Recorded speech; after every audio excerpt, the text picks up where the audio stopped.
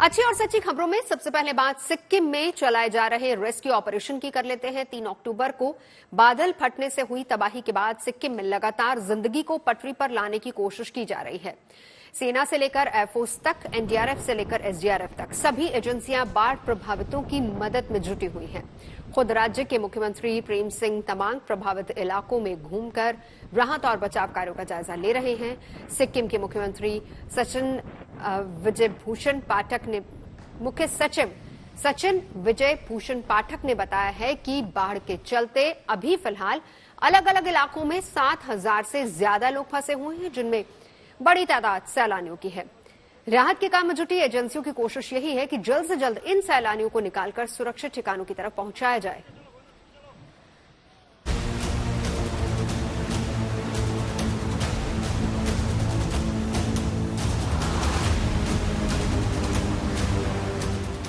तीस्ता नदी के साथ आया सैलाब तो गुजर गया, लेकिन पीछे छोड़ गया है हर तरफ तबाही के निशान। कहीं रिहायशी बस्तियां तबाह हो गई हैं, कहीं सड़कें और पुल तक बह गए हैं, तो कहीं सरकारी प्रोजेक्ट को भारी नुकसान पहुंचा है। ये तस्वीरें सिक्किम के अलग अलग इलाकों से आई हैं, जिन्हें देखकर राज्य को हुए नुकसान का अंदाजा लगाया जा सकता है। इतना ही नहीं, सड़कें और पुल बह जाने से जगह जगह लोग भी फंसे हुए हैं। लोगों की ये संख्या सैकड़ों में नहीं बल्कि हजारों में है। राज्य के मुख्य सचिव विजय भूषण पाठक के अनुसार सैलाब संकट के चलते अभी अलग अलग इलाकों में 7,000 लोग फंसे हुए हैं, जिसमें लाचेन लांचुंग में अकेले करीब 3,000 सैलानी फंसे हैं। वहीं 700 से 800 ड्राइवरों के भी फंसे होने की बात कही जा रही है। इसके अलावा 3,150 लोग जो मोटरसाइकिलों पर वहां गए थे वो भी फंस गए हैं, जिनको निकालने के लिए सेना और वायुसेना की मदद ली जा रही है। लेकिन खराब मौसम के कारण रेस्क्यू ऑपरेशन में दिक्कत पेश आ रही है। इसमें आवश्यक सूचना जो मैं देना चाहूँगा, हमारे टूरिस्ट और अन्य लोग जिनके परिवार सिक्किम के बाहर हैं और अपने परिवार के लोगों के लिए चिंतित हैं, उनके बारे में हमें आज सूचना मिली है। लाचेन और लाचुंग में जो भी टूरिस्ट घूमने गए थे, तो वहाँ के लाचेन और लाचुंग में जो जुमसा है और उसके पीपन के थ्रू हमारे आर्मी 27 माउंटेन डिवीजन की जिनकी फौजें वहाँ तैनात हैं, उनके जीओसी से ये सूचना मिली है कि सारे टूरिस्ट सुरक्षित हैं और किसी बात की परेशानी नहीं। एसेंशियल कमोडिटीज और सारी सुविधा उनको प्रदान किए गए हैं वहाँ। इस मुश्किल हालात में भी सर्च और रेस्क्यू के काम में एनडीआरएफ और एसडीआरएफ की टीमें युद्ध स्तर पर जुटी हुई हैं, जो अब तक सैकड़ों जिंदगियों को बचा चुकी हैं। बताया जा रहा है कि उत्तरी सिक्किम के कुछ इलाके ऐसे हैं जहां अभी तक मदद पहुंच नहीं पाई है। ऐसे में प्रशासन की कोशिश यही है कि जल्द से जल्द इन इलाकों में प्रभावितों तक मदद पहुँचाई जाए। खुद राज्य के मुख्यमंत्री प्रेम सिंह तमांग बाढ़ प्रभावित इलाकों में घूम घूम कर हालात का जायजा ले रहे हैं और अधिकारियों को जरूरी निर्देश भी दे रहे हैं। इस वक्त हमारे साथ सिक्किम के मुख्यमंत्री हैं, उनसे बात करते हैं। अभी क्या हालात हैं, थोड़ा बताइएगा हमें। जो आप हालात का बात करें तो अभी हालात, यहाँ का हालत तो बहुत खराब है। जो 3 और 4 का जो 3 तारीख वहाँ से हुआ और 4 तारीख यहाँ पर इफेक्ट हुआ। केंद्र सरकार से आपकी कोई बात हुई है, मदद की कोई बात की है? केंद्र सरकार से माननीय प्रधानमंत्री महोदय से मेरा बात हो गया, उन्होंने फोन किया था और गृह मंत्री से भी बात हो गए। और अभी मैं आते समय में हमारा power minister union minister RK. Singh से भी बात हो गया और राष्ट्रपति महोदय से भी मेरा बात हो गया। पूरा केंद्र सरकार का पूरा सहयोग है, जो भी सपोर्ट चाहे केंद्र सरकार सपोर्ट करेंगे। अभी आर्मी का भी पूरा सपोर्ट मिल रहा है। जो भी वहाँ पर लाचा और लाचुंग में जो 3,000 से ज्यादा टूरिस्ट फंसे, उसके लिए हम लोग एयरलिफ्ट कर रहे हैं आज से। वहीं सैलाब संकट के कारण बेघर हुए लोगों को अलग अलग राहत शिविरों में रखा गया है, जहां उनके खाने पीने और इलाज का इंतजाम किया गया है। मौसम के मिजाज को देखते हुए राज्य सरकार की तरफ से लोगों को सतर्क रहने और सुरक्षित स्थानों पर शरण लेने की अपील की गई है। साथ ही साथ सरकार बेघर हुए लोगों के पुनर्वास के लिए भी जरूरी कदम उठा रही है। कुछ रास्ते जरूर खोले गए हैं, लेकिन अभी भी जो उत्तरी सिक्किम है वो बाकी के सिक्किम से कटा हुआ है। 3000 के आसपास पर्यटक अभी भी फंसे हुए हैं और इसके अलावा बहुत सारे लोग अभी भी जो है रेस्क्यू सेंटर्स में रह रहे हैं। नामची में लगभग 500 के आसपास लोगों को इवैक्यूएट किया गया था, उनको शेल्टर दिया गया है। इसके अलावा जगह जगह जो तीस्ता नॉर्थ सिक्किम से नीचे बंगाल तक पहुंचती है, जहां जहां पर उसने कहर ढाया है, वहां पर लोगों को जो बचाया गया उनको रिलीफ कैंप में, कहीं स्कूल में, कहीं किसी जगह पर रखा गया है। तो लगभग अभी भी जो आंकड़े आ रहे हैं 1000 से ज्यादा के आसपास लोग अभी भी रिलीफ कैंप में रह रहे हैं। तो अभी भी हालात पूरी तरह से नॉर्मल होने में काफी वक्त लग जाएगा। खासतौर पर नॉर्थ सिक्किम को मुख्य सिक्किम से जोड़ने में अभी काफी समय लगेगा। सड़कों की मरम्मत का काम शुरू हो चुका है, कुछ सड़कें शुरू हो चुकी हैं, लेकिन अभी भी उसमें काफी समय लगेगा। बहरहाल अभी 100 से ज्यादा लोग लापता बताए जा रहे हैं, जिनमें सेना के जवान भी शामिल हैं। इन लापता लोगों की तलाश के लिए बड़े पैमाने पर सर्च ऑपरेशन निचले इलाकों में जारी है। वहीं उत्तरी सिक्किम में आई बाढ़ से सेना के गोला बारूद का एक डिपो भी प्रभावित हुआ है, जिसके बाद सिक्किम सरकार ने लोगों से तीस्ता नदी के किनारे नहीं जाने की सलाह दी। अनुपम मिश्रा के साथ bureau report, good news today. Sikkim flash flood में राज्य की एक बड़ी आबादी प्रभावित हुई है। कई लोग लापता हैं, इनमें सेना के लापता जवान भी शामिल हैं, जिनको तलाशने के लिए सेना का तलाशी अभियान कैसे चलाया जा रहा है। ग्राउंड जीरो से मेरे सहयोगी अनुपम मिश्रा की रिपोर्ट देखिए।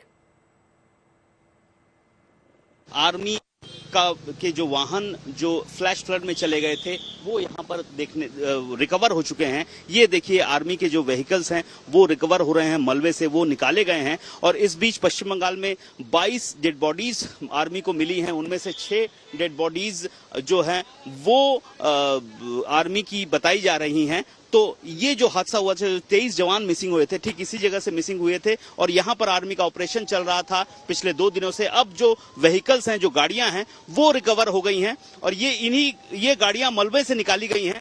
जो उस दिन फ्लैश फ्लड आया था, यहीं पर फ्लैश फ्लड आया था और जो आर्मी की गाड़ियां थी वो यहां से बह गई थी नीचे। कैमरामैन प्रसून बोस के साथ अनुपम मिश्रा। और अब बात इंडियन एयरफोर्स की कर लेते हैं, जो कि 8 अक्टूबर को अपनी 91वीं वर्षगांठ यूपी के प्रयागराज में मनाने जा रही है। और इस मौके पर 1 घंटे तक चलने वाले एयर शो में भारत के शौर्य और शक्ति का प्रदर्शन किया जाएगा। इस एयर शो की तैयारियों को परखने के लिए आज फुल ड्रेस रिहर्सल की गई, जिसमें हिंद के वायुवीरों ने अपने अदम्य साहस और शौर्य का परिचय दिया। और इस बार के स्थापना दिवस पर क्या कुछ खास होने वाला है, इस रिपोर्ट में देखिए। शूट के साथ आ रहा है।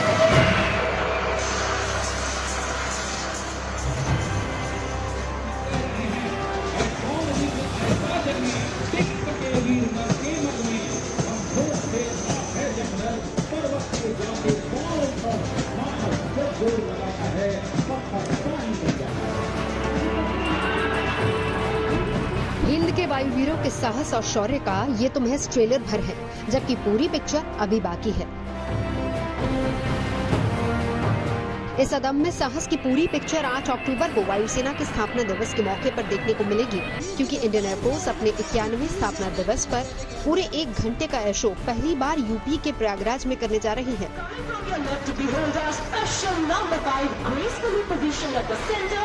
जिसमें फाइटर जेट से लेकर अटैक हेलीकॉप्टर्स तक उच्च अंदाज में आसमान में एक से बढ़कर एक करतब दिखाते नजर आएंगे।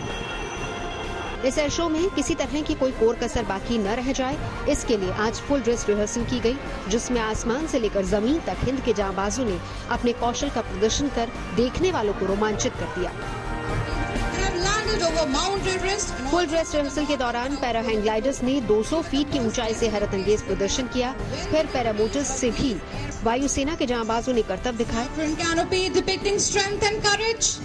इतना ही नहीं, जब 10 स्काई पैरा जंपर्स 8000 फीट की ऊंचाई से A-32 विमान से नीचे कूदे तो हर कोई देखता ही रह गया। तो वहीं गरुड़ कमांडोज ने भी अपने दमदार प्रदर्शन से लोगों की खूब तालियां बटोरी। जोरदार तालियों के साथ स्वागत कीजिए हमारे गरुड़ कमांडोज। भारतीय वायुसेना के वर्षगांठ समारोह को लेकर प्रयागराज के लोगों में भी खासा उत्साह देखा जा रहा है, जो इस फुल ड्रेस रिहर्सल के दौरान भी देखने को मिलेगा। बताया जा रहा है कि 8 तारीख यानी कि वायुसेना दिवस के दिन इस एयर शो को लोग संगम घाट, अरैल घाट और झूसी की तरफ से देख पाएंगे। एयरफोर्स के स्थापना दिवस का आज फुल ड्रेस रिहर्सल प्रयागराज में हुआ है। यहाँ पर परेड ग्राउंड संगम में तमाम तरह के जो जहाज है उन्होंने अपना करतब दिखाया है। कुछ लोग यहाँ पर आए हैं, इससे जानेंगे आज जो फुल ड्रेस रिहर्सल हुआ है तो कितना अच्छा नजारा था। यहाँ पर बहुत ही सुंदर था, हर एक चीज प्रॉपर मैनर से हुई थी। हम बहुत एक्साइटेड है उसको देखने के लिए कि और कितना अच्छा उस दिन हो सकता है। बहुत सुंदर लग रहा था एंड लाइक एक वन टाइम लाइफ एक्सपीरियंस था। आई डोंट नो ये वापस कब होगा and like I am really thankful कि मैं ये देख पाई। वैसे तो वायुसेना हर साल अपने स्थापना दिवस पर कमोबेश कुछ ऐसे ही एयर शोज करती है, मगर इस साल का एयर शो बेहद खास होने वाला है, क्योंकि इस एयर शो में विंटेज विमान Tiger Moth, harbour trainer, transport जहाज C-130, IL-78, चेतक हेलीकॉप्टर और रुद्र हेलीकॉप्टर्स देखने को मिलेंगे। इसके साथ ही स्वदेश में बना फाइटर प्लेन तेजस भी देखने को मिलेगा। वहीं करगिल वॉर में दुश्मन के छक्के छुड़ाने वाला मिराज 2000 भी आसमान में अपने करतब दिखाएगा, जबकि भारतीय वायुसेना के बेड़े में समय पूरा कर चुके MiG-21 का आखिरी शो भी लोग यहां देख सकेंगे। इसके अलावा फ्रांस से खरीदे गए राफेल फाइटर प्लेन की ताकत भी लोग इस शो में देख पाएंगे। एयरफोर्स की ताकत से मैं देश के दुश्मनों को दो पंक्तियों से एक मैसेज देना चाहता हूँ। आज हिमालय की चोटी से फिर हमने ललकारा है, दूर हटो है दुनिया वालों, ये हिंदुस्तान हमारा है। जय हिंद। तो प्रयागराज में आज एयरफोर्स डे के रिहर्सल पर आज ये संगम में राफेल, सूर्यकिरण, तमाम इस तरह के जहाजों ने आसमान में करतब दिखाए हैं। देखने वाले आज यहाँ पर अपने मोबाइल में नजारे को कैद कर रहे थे ताकि इसको ये यादगार कर सके। प्रयागराज में होने जा रहे एयरफोर्स के स्थापना दिवस कार्यक्रम को लेकर सभी तैयारियां पूरी कर ली गई हैं। इन तैयारियों के तहत पूरे क्षेत्र को नो फ्लाई जोन घोषित कर दिया गया है और पूरे एरिया को भारतीय वायुसेना ने अपने नियंत्रण में ले लिया है। बस इंतजार लोगों को 8 तारीख का है, जब वो एयर शो के जरिए हिंद के वायुवीरों के शक्ति प्रदर्शन के गवाह बनेंगे। प्रयागराज से पंकज श्रीवास्तव के साथ bureau report, good news today.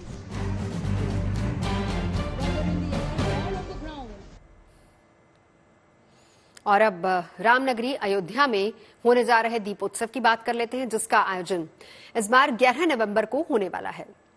22 जनवरी को अयोध्या में बन रहे राम मंदिर में रामलला विराजेंगे, यानी रामलला की प्राण प्रतिष्ठा होगी और इसी वजह से उससे पहले पड़ने वाले दीपोत्सव को ऐतिहासिक बनाने की तैयारी शुरू हो गई है।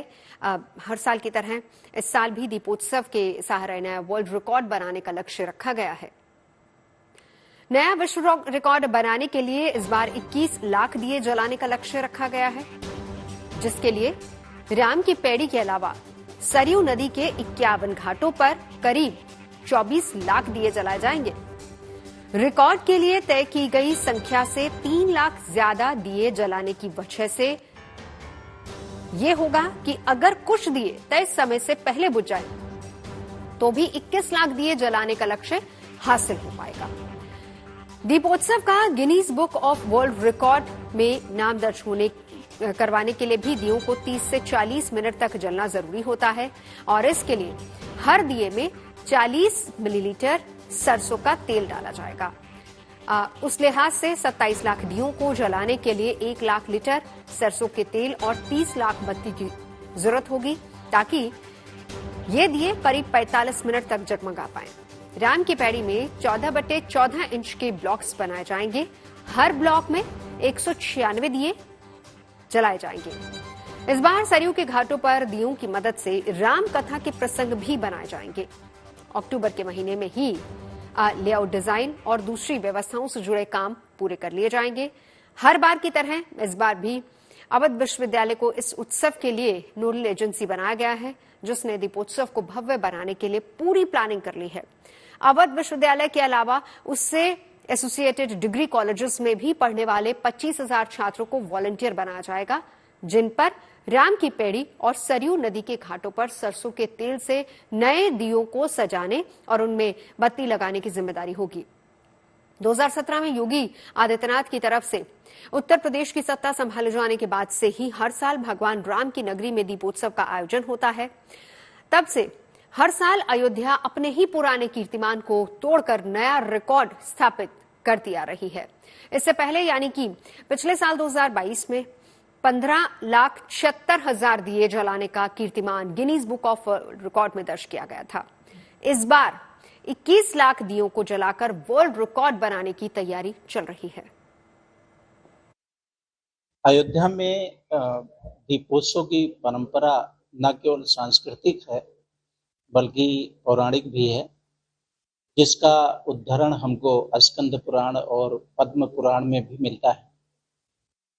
प्रभु श्री राम 14 वर्ष के बाद जब वनवास से वापस लौटते हैं और बुराई पर अपनी जीत के पश्चात लौटते हैं, तो पूरी अयोध्या उनका हार्दिक स्वागत करने के लिए दीपों से सजाई जाती है। इसी परंपरा को जीवंत करने के लिए हमारे अयोध्या धाम में 2017 से ये दीपोत्सव के नाम से कार्यक्रम किया जा रहा है। अयोध्या का जो दीपोत्सव है वो अपने रिकॉर्ड को प्रतिवर्ष स्वयं तोड़ता है और एक नए कीर्तिमान को स्थापित करता है।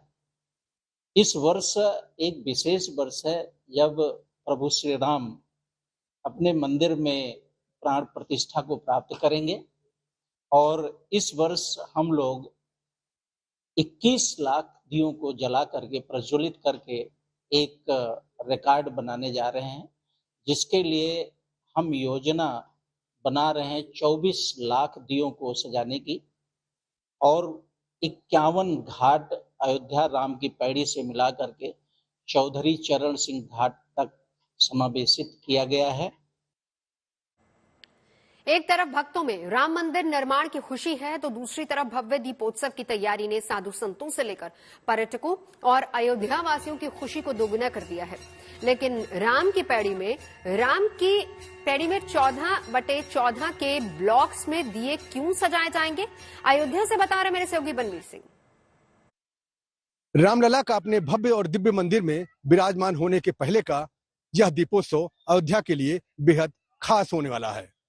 इस बार 24 लाख से अधिक दीपक जलाए जाएंगे और 21 लाख से अधिक का एक नया रिकॉर्ड बनाया जाएगा। इसके लिए 51 घाटों का चयन किया गया है, जहां 14/14 के ब्लॉक में यह दीपक जलाए जाएंगे। खास बात यह है कि जहां 51 को शुभ अंक माना जाता है, वहीं 14/14 का मतलब है 14 साल बाद राम के वनवास से वापस अयोध्या आने की खुशी। यानी यहाँ दीपोत्सव है और इसके जरिए बहुत बड़ा संदेश भी देने की कोशिश की जा रही है। खबरें सच्ची होनी चाहिए, अच्छी खुद ब खुद लगती हैं। Navjot Randhawa signing off. आप सुनते रहिए गुड न्यूज, देखते रहिए गुड न्यूज।